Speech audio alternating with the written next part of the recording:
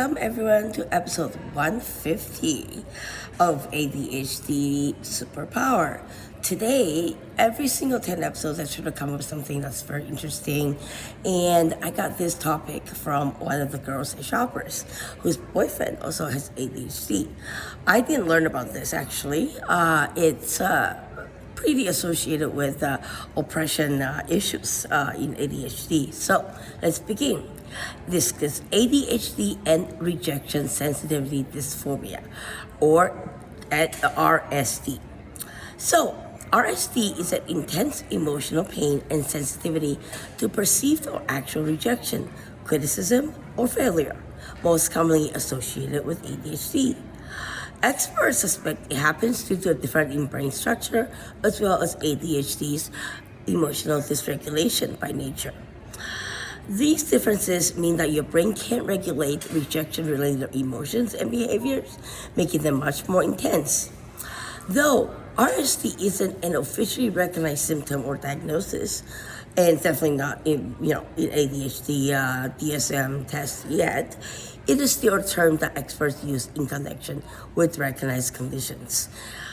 Individuals with RSD can experience severe emotional reaction, and it's linked to the difference in how the brain regulates the rejection-related stimuli.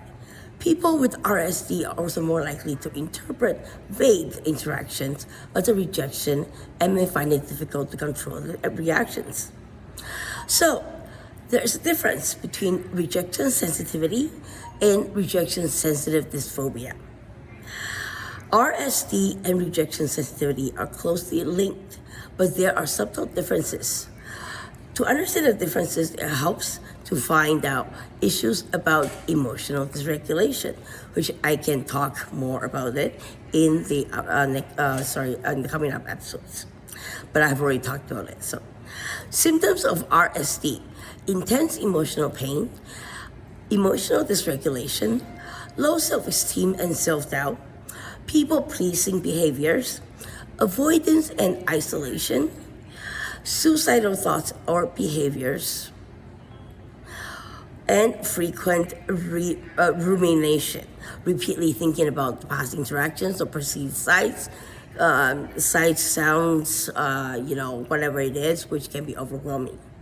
Causes and connection to ADHD.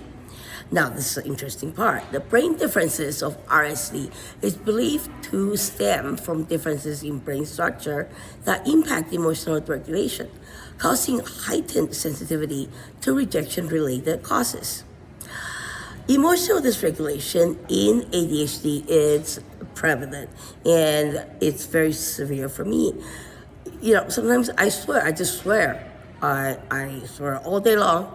It doesn't mean that I'm mad. It just means sometimes I'm frustrated because of the injustice I've experienced, other things, right?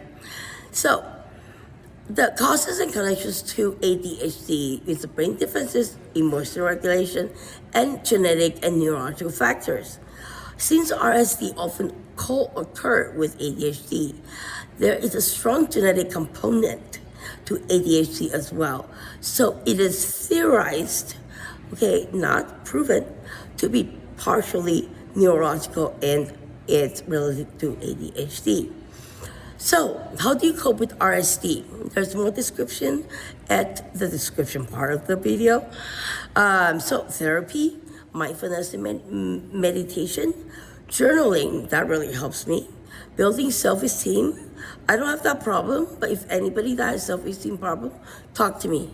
I will boost up your self-esteem to make you know that you are worth it.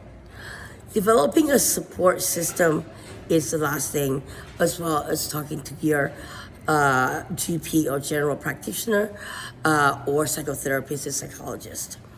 Thank you very much, and psychiatrist, Thank you very much, and see you next episode.